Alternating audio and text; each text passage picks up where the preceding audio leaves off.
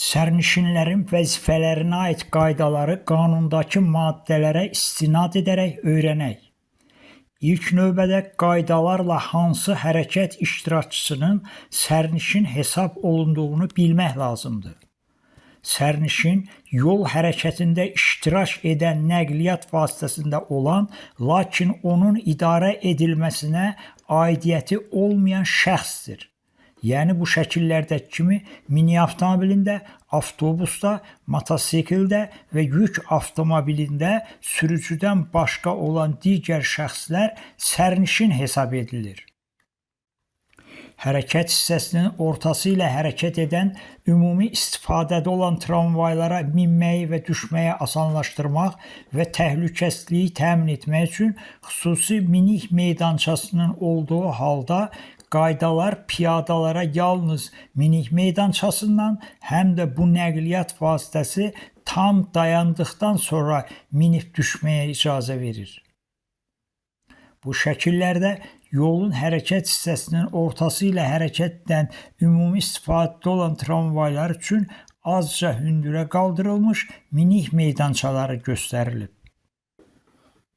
Yolun hərəkət hissəsində belə minik meydançaları olmadıqda nəqliyyat vasitəsinə sərnişin soldakı şəkildəki kimi səkidən və ya sağdakı şəkildəki kimi yolun çiyni tərəfdən minib düşməlidir.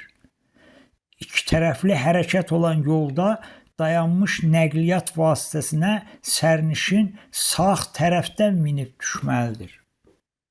Yaşayış məntəqələrində bir tərəfli hərəkət olan yolda və tramvay xətlərinin olması səbəbindən sağ tərəfdə dayanmağın mümkün olmadığı yolda qaydalar nəqliyyat vasitələrinə sol tərəfdə dayanmağa və durmağa icazə verir. Yaşayış məntəqələrində yolun sol tərəfində dayanmağa icazə verildikdə də sərnişin nəqliyyat vasitəsinə səki tərəfdən minib düşməlidir. Bir tərəfli hərəkət olan yolda səki sağ və sol tərəfdə olur. Yəni bir tərəfli hərəkət olan yolda sağda dayanmış nəqliyyat vasitəsinə sərnişin sağ tərəfdən, solda dayanmış nəqliyyat vasitəsini isə sərnişin sol tərəfdən minib düşməlidir.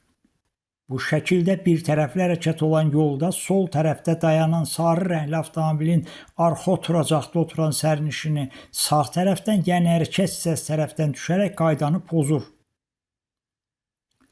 Sol tərəfdən, yəni səki tərəfdən avtomobilə minən sərnişin isə qaydalara uyğun hərəkət edir. Bu yolda sağ tərəfdə dayanan göy rəngli avtomobilə sol tərəfdən, yəni hərəkət hissəsi tərəfdən minmək istəyən sərnişin qaydanı pozur. Səki tərəfdən, yəni sağ tərəfdən avtomobildən düşən sərnişin isə qaydalara uyğun hərəkət edir. Sərnişinlərin nəqliyyat vasitəsinə səki və ya yolun çiyni tərəfdən minib düşməsi mümkün olmayan halda onlar yolun hərəkət hissəsi tərəfdən o şərtlə minib düşə bilər ki, bu təhlükəli olmasın və hərəkətin digər iştirakçıları üçün maneə yaratmasın. Bir tərəfli hərəkət olan yolda nəqliyyat vasitəsi sol tərəfdə dayandıqda qabaq oturacaqda oturan sərnişin sağ tərəfdən, yəni hərəkət hissəsi tərəfdən minib düşməli olur.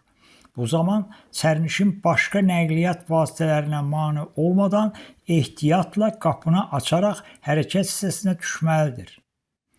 Soldakı şəkildəki qabaq oturacaqda oturan sərnişin qaydanı pozaraq arxadan gələn nəqliyyat vasitələrinə təhlükə yaradaraq düşmək istəyir.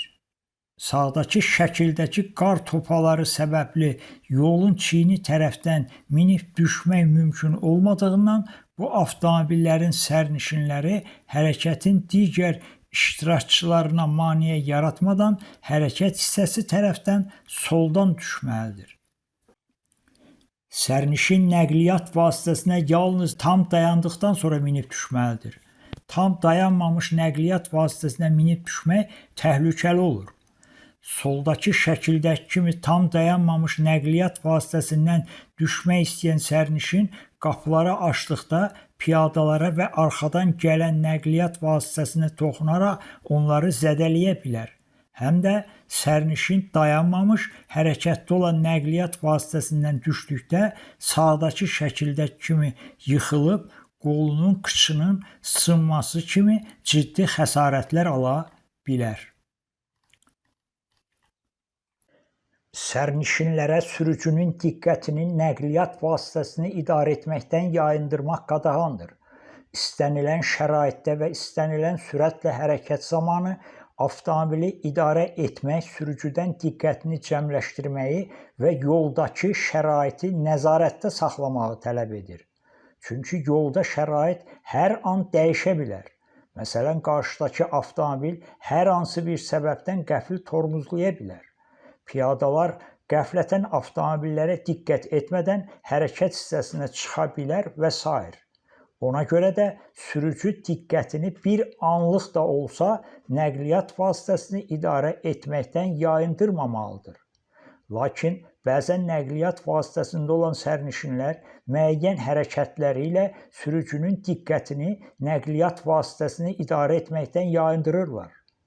Sürücünün diqqətini nəqliyyat vasitəsini idarə etməkdən yayındıran hərəkətlərə aşağıdakıları misal göstərmək olar.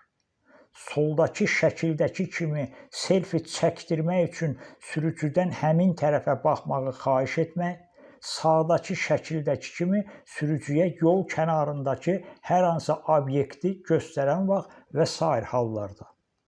Sərnişin təhlükəsizlik kəməri olan avtomobildə gedərkən kəməri bağlamalıdır.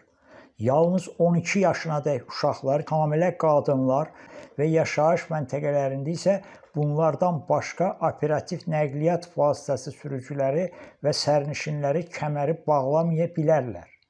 Bilirsiniz ki, təhlükəsizlik kəməri qəza vaxtı və ya sürücü avtomobili qəfil tormozladıqda sürücünün və sərnişinlərin ətalət qüvvəsi ilə irəliyə doğru hərəkətinin qarşısını almaq və yerində saxlamaq üçün nəzərdə tutulmuş təhlükəsizliyi təmin edən vasitədir. Sürücü və sərnişinlər təhlükəsizlik kəmərini bağladıqda qəza vaxtı onların hərəkətsizliyi təmin edilir və avtomobilin daxili hissələri və digər sərnişinlərlə toqquşmaların qarşısı alınır. Təhlükəsizlik kəmərini taxmayan sərnişinlər qəza vaxtı 90% hallarda müəyyən xəsarətlər alırlar.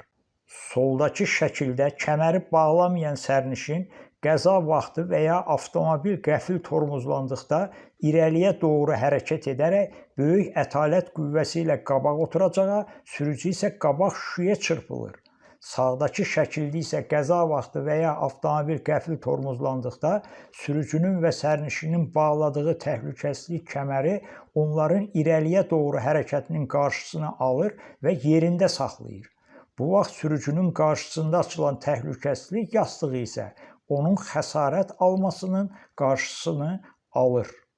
Sərnişin motosikletdə gedərkən motoşlem geyinməlidir. Motoşlem qəza zamanı başı qorumaqla yanaşı, sürücünün və sərnişinin başını qarşılıqlı küləkdən, sudan, xırda daşlardan, həşəratlardan və tozdan qoruyur. Hərəkətə başlamazdan qabaq motoşlem düymələnərək bağlanmalıdır. Yol qəzaları ilə bağlı aparılan araşdırmalara görə qəza zamanı motoşlemlər sürücünün və sərnişinin onurğa sütunu zədələnmələrini 22%, baş zədələnmələrini 70%, ölüm hallarını isə 40% azaldır. Öyrəndiyiniz yol hərəkəti qaydalarına yollarda əməl edin. Videonu paylaşın ki, daha çox hərəkət iştirakçısı yol hərəkəti qaydalarını mükəmməl bilsin. Yollarda təhlükəsizlik tək sizdən yox, bütün hərəkət iştirakçılarından asılıdır. Videoya baxdıqdan sonra rəylərinizi də yazmağı unutmayın. Şərhləriniz və rəyləriniz müəllif üçün dəyərlidir.